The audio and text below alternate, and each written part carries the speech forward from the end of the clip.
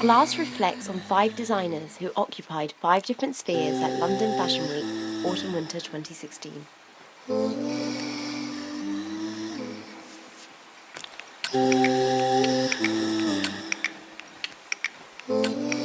Sam Dougal, your first time in the designer showrooms at London Fashion Week. How do you feel? It's very, very exciting.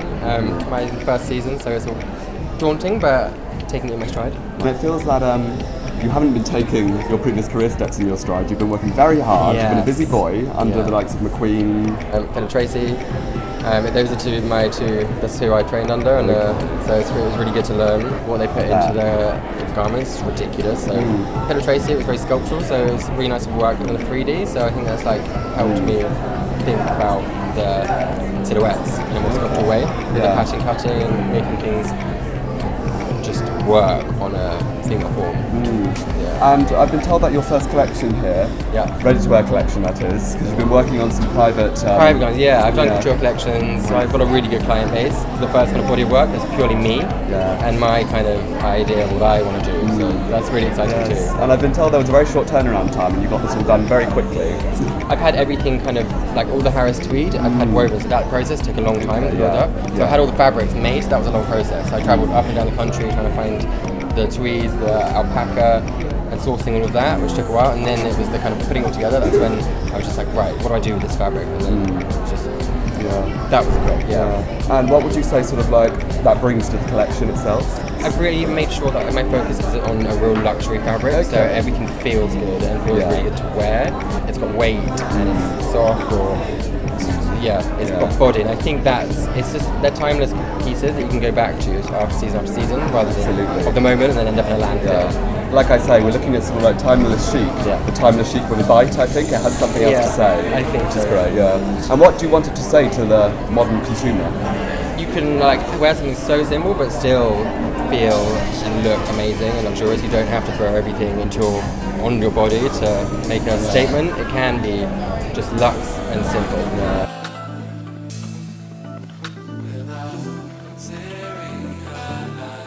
We've always seen you as a designer who always makes sure the clothes can speak for themselves. I mean, there's all of this palaver going on around the show, but the proof is in the pudding, you know. Do you think so? Yeah. The clothes but we spent some money on the carpet. I think it's beautiful. I mean, the whole set direction is stunning. Thank you. But I mean, what do you want your clothes to say about you as a designer? What we're trying to do is just, we want to make the clothes interesting enough, but still doesn't overpower the person, and then just still sophisticated and woman just look beautiful. That's it. Just it's really kind of just a combination between like creativity and wearability kind of thing. It's always just important. But it also just is kind of funny though. In the team, within the team, I have a very small team. I have just only 2 full-time members, and we sat down together and just say, this season, let's just do something crazy, and we design crazy, and on the sketches it looks crazy, and then we made and beautiful, and just like this is wearable. It's kind of crazy. It must be in us. And this season you've gone for wearable abstract art. Now, where does abstract art come into it for you? Are you a big fan of abstract? We didn't really kind of come up with any proper theme in the beginning, and it kind of was we took the journey and we sat down together. Let's just collect all the images what we like, and it's just like, let's just actually shake it up how it works, because we normally just say this is our theme.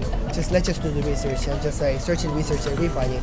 Rather than that, we just collected all these images. 2 female artists, Helen Frankfurter and then Salua Joker. I can't pronounce it. Maybe this might be wrong pronunciation, but she's Taiwanese. And they're just very 2 different female artists. One is strong color and strong lines, and the other one is very soft color palette and soft brush stroke.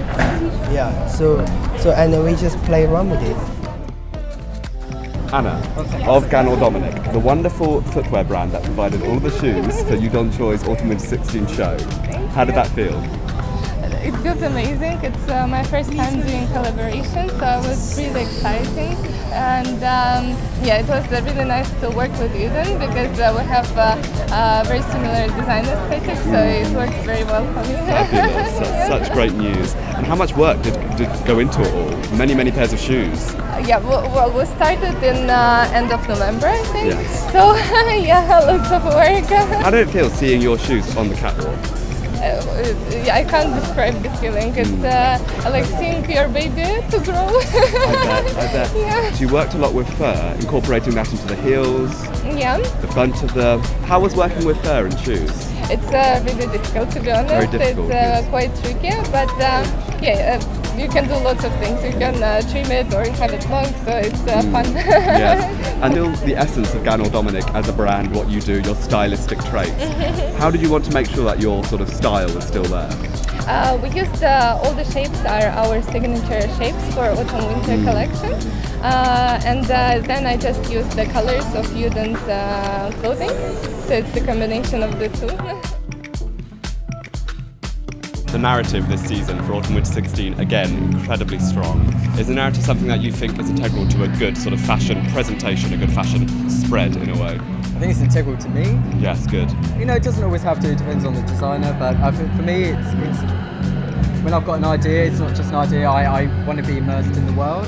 So I try and create this whole world around the collection and around like, the character in the world.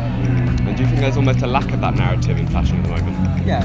Okay. I do. Yeah. And, well, you know, you've still got designers doing it on Marc Jacobs, Tom Brown. Yeah. Amazing narratives always. And I just, you know, want a bit more of that in fashion. More of that, especially in London. This season, you've looked to the masters, so the likes of Francis Bacon, August Saunders. August Saunders, yeah.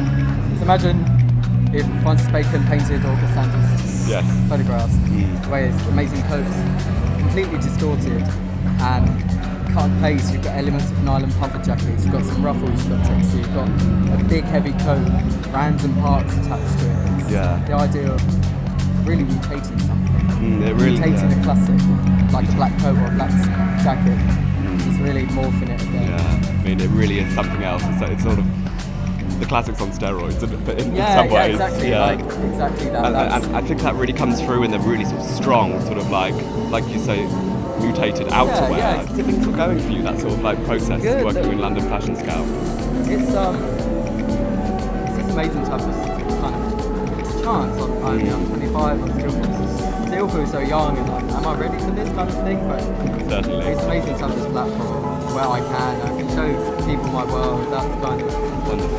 what I... And in 5-10 years' time, what do you want people to see about your world? That it is a world, Yeah. that there is something there. There's something there that sort of like people can sort of feel, and I don't know where 5 years would be, but who knows? we'll see. Yeah. And one closing remark to sort of like explain this collection to someone who has no idea about London fashion. Not being afraid to, like a bit of a freak. Autumn Winter 16 at Judy Woo. Aviation, looking to the sky. The sky's the limit. And the sky's the limit for your woman, Judy. You really designed a collection that was designed by a woman for women. That's right. Is that what you want to do for womankind? Yes, that's true. I want to, through this collection, I want to portray a strong, feminine, adventurous woman's image. And that's my my muse, and that's the woman that I'm having in mind whenever I design. And what was so splendid this season was the way that you incorporated something which isn't traditional in Judy Woo, which is very dark, sort of like ominous almost, sort of like undertones, and very, in some ways, well, like you said, subtly erotic. And but it was still Judy throughout. There wasn't necessarily the tropical sort of like brights and kind of like jazzy patterns, but it still spoke of Judy. Yeah. Now, what made you want to move your direction? The collection name is Aviatrix. It's about female pilots.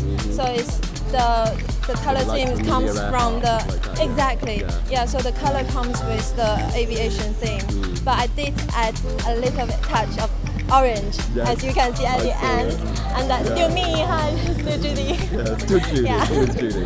And aside from that, you've picked up on a lot of sort of like codes that come directly from aviation. You've pulled them directly. So I mean, looking at sort of like the parachute tags and that kind of thing. Yeah. What's it like working with those kind of sort of like appendages? It's really fun just to trying to figure out the patterns and the cuts, tailoring. Yeah, it's very interesting. Yeah, and I think it helped you to shape the body in the way that you wanted it to That's give the most correct. powerful silhouettes. Yeah. And what's the importance of the shape of the body?